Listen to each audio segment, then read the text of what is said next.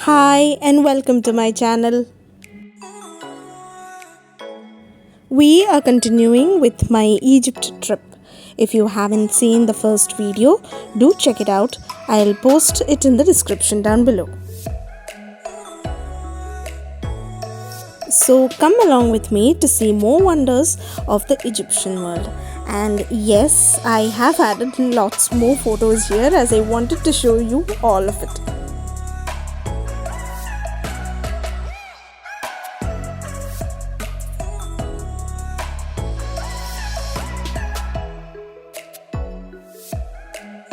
So last time we were on our way to Cairo and we are now in Cairo's Al Madi Hotel. This is where we spend the night and the next day as well.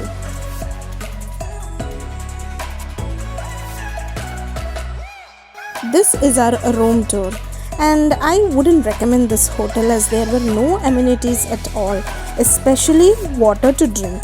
Even the telephone was not working and we had to go down to order the water.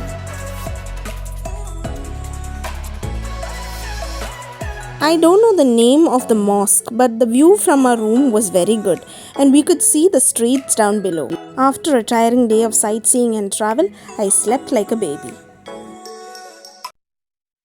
The next day's view was so beautiful as I woke up to see the river Nile. Cairo is a city just like Dubai.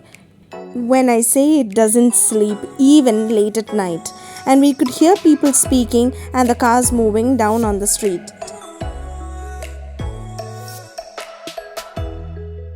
After freshening up and having a hearty breakfast, we are now on our way to the Egyptian Museum. It was almost 9:30 by this time and you can see that the shops are still closed.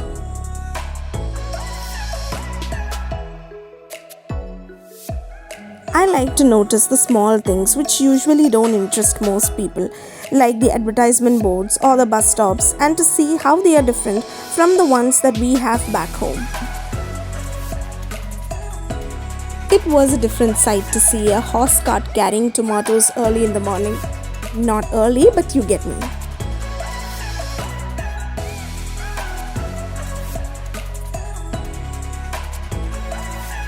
This is the very famous Tahrir Square.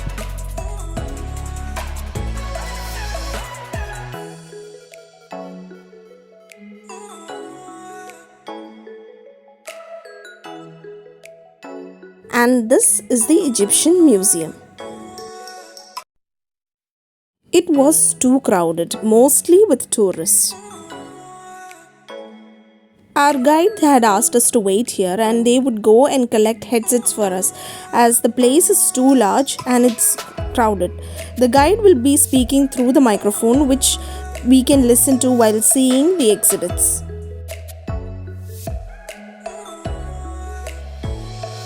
Loved the designs on this building.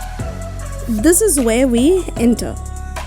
Now we see these huge statues with anything related to Egypt, and our guide told us about how to differentiate between a god, a king and a slave. A king would have a straight beard and things on his head and dress, whereas a god would have a curved beard and a slave would have none of it.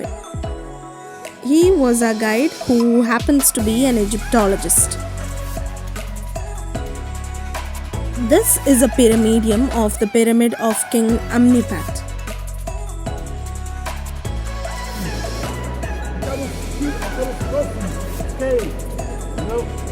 It's M. So we have an alphabet and we have signs. For example, we have a groove and a circle.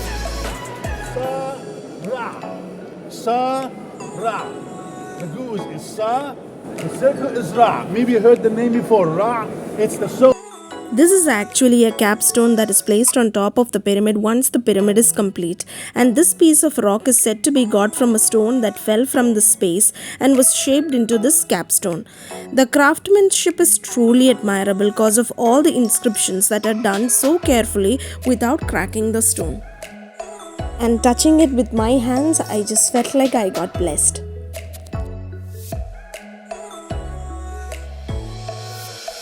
What you see here are canopic jars which are placed inside a sarcophagus. Now, whenever they found mummies, which are dead bodies, there would be two sarcophagus, which means these marble boxes, and one of which will have the mummified body, and the other one had the canopic jars, which included body parts. And now here you can see the mummified body. Sarcophagus actually mean flesh eater. Once the body is taken for mummification, they usually tend to remove the internal organs and place them in these jars, which are known as the canopic jars. This is Prince Rahotep and Princess Nefret. You know, on the ground we have found these beautiful statues of Rahotep. That's the name, Rahotep, and Nefret, the princess. And Nefret means the beautiful. Nefret, because we have Nefertari and Nefertiti, but Nefret itself means the beautiful, and Nefertari, the wife of Ramses II, means the beautiful ones coming, and Nefertiti, the mother of Tutankhamun, means the beautiful of the beautiful. So Nefert means beautiful. These are original colors as it's found. Man always working outside, so he got a tan. The lady's always inside, so she has a lighter skin than her husband. That's also 2600 BC, 4th dynasty. Rahotep and Nefert. That's the names.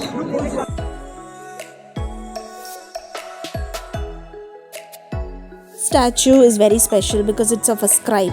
These people are higher on the social pyramid and they used to record the court proceedings, take stocks of food, do tax records, and deal with legal documents. This is special because of the sitting position, as he is sitting cross-legged with a papyrus scroll, and to make the statue look real, they have added quartz for the white part of the eye, crystal for the pupil, and copper is the green thing that is outlining the eye. The dead person. So if I am a bar, I fly in all the tombs till I find this.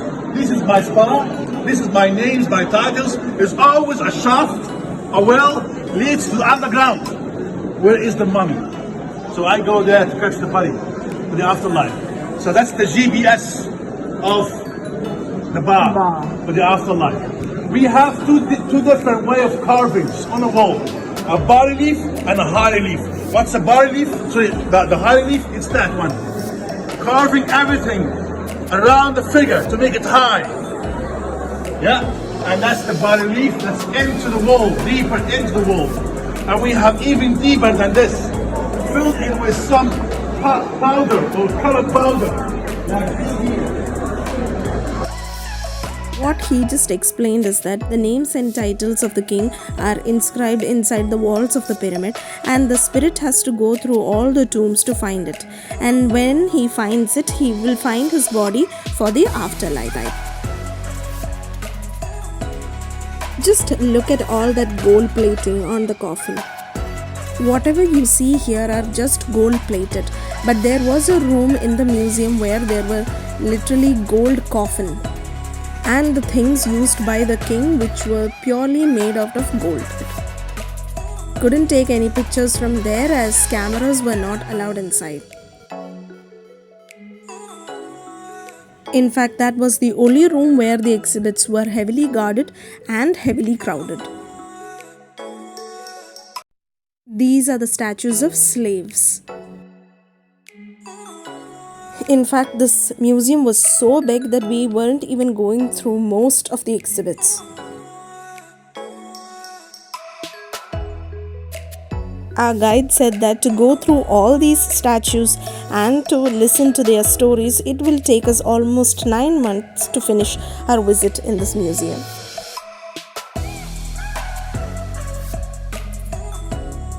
This is the Queen Hatshepsut, one of the most powerful female pharaoh. Her father was Thutmose I. She married her half-brother Thutmose II, and when he died, she ruled instead of her son Thutmose III. After her death, her son made sure to erase all traces of her by defacing statues, tearing down monuments, and scratching her name from records. Even her mummy went missing from the sarcophagus and was recently discovered next to the sarcophagus of her wet nurse.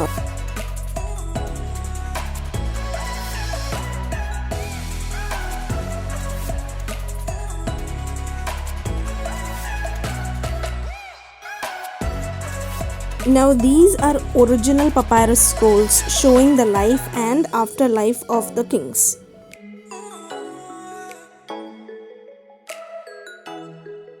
The process through which they have to travel during their afterlife is shown here. Seems like this was all about a very bad man, as he had to undergo a lot of hardships before he reaches heaven. Here he is showing the flying boat which is carrying the deceased and the way he has to travel to reach heaven. This is scarabæ, or the sacred scarab beetle. The jewelry contains molded or sculpted dung beetles or scarabs.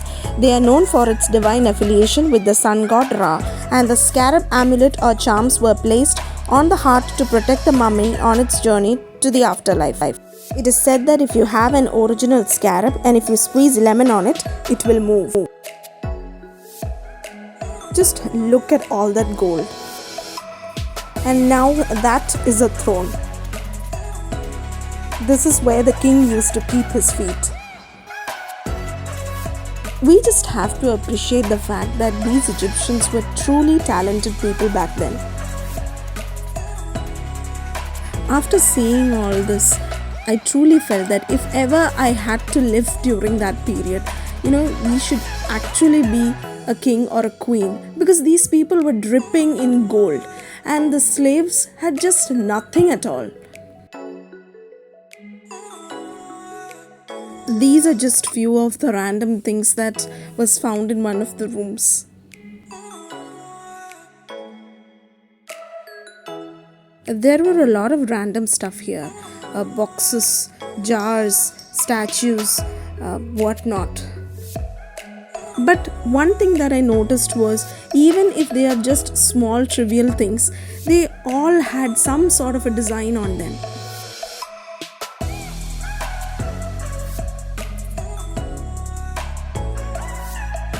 These were some of the wigs that were found there. Imagining seeing a king in these actually made it look more comical.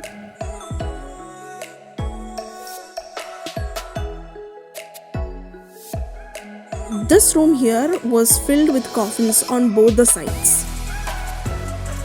But what attracted me was the designs these coffins had. All these colors that you see are natural colors.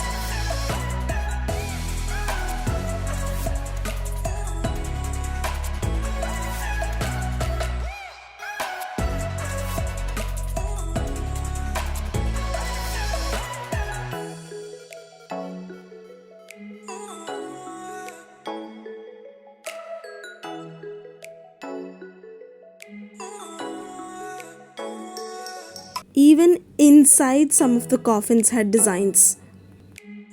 This is an oval basket coffin with rectangular lid containing a contracted burial wrapped in linen and tied with palm ropes.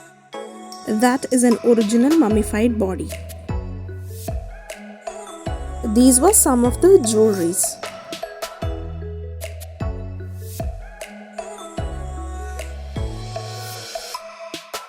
Construction was going on inside the museum, so some areas were closed off. After seeing the museum, we got out through an area which was selling merchandise for the tourists. We went into this cafe to get some water. It seems that they charge the tourists a lot for water. Not only here, but mostly even outside, I felt that we were being charged more for water. That is Cairo Tower. And this blue water is the river Nile.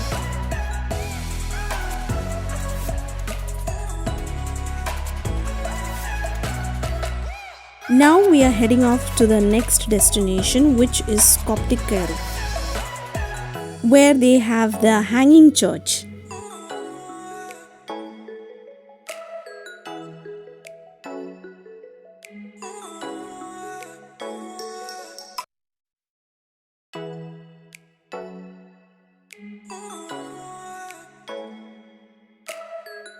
I was excited to see all these, but for some reason we went into the church area where presently the prayers were being conducted.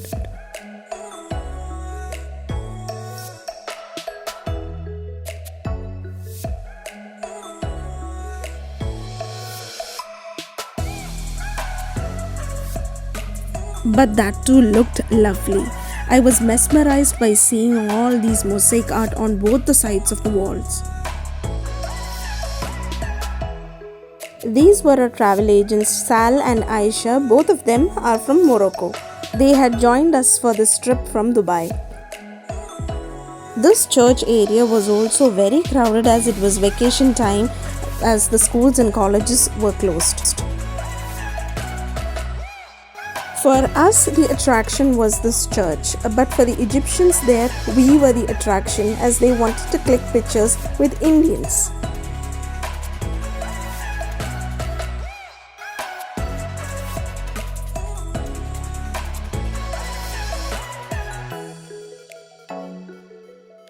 I have been to some churches back in India which once when you enter gives you a lot of peace. But this church looked more magical to me and brought about tranquility when I sat there.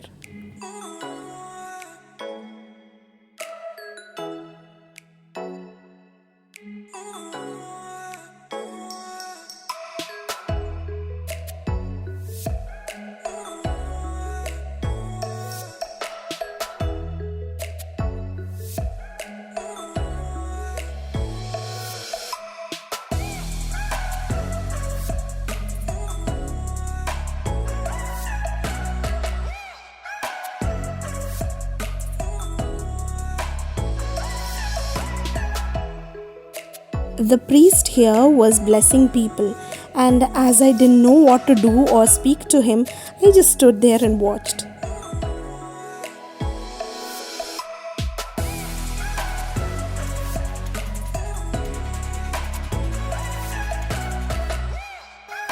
Like in Alexandria, we had police escort in Cairo as well. On our way out, we saw this beautiful lady with her cat.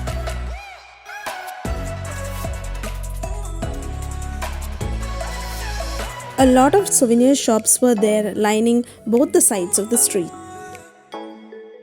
And one thing that I learned from this trip was it's better to buy from these area than from the Khan al-Khalili market. We all thought that we would do our shopping there as we would get more discounts. And now our journey continues. Also, one trouble that we faced here was getting Wi-Fi. At the hotel also it was very difficult to get, and also the net from the SIM that we took was also terribly slow.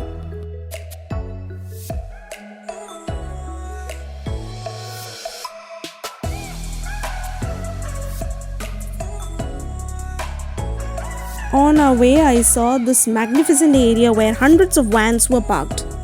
Also, let me share this. Yesterday when we were coming into Cairo, a guy told us that a lot of weddings were happening there now, and he told us that the bride usually dances for the groom during their first night. Don't know if it is true or if he was just pulling our legs, but I just thought of sharing it here. So do give us a thumbs up if you liked our video. Don't forget to subscribe. Do comment down below. I would love to read it, and share it with your loved ones. Bye.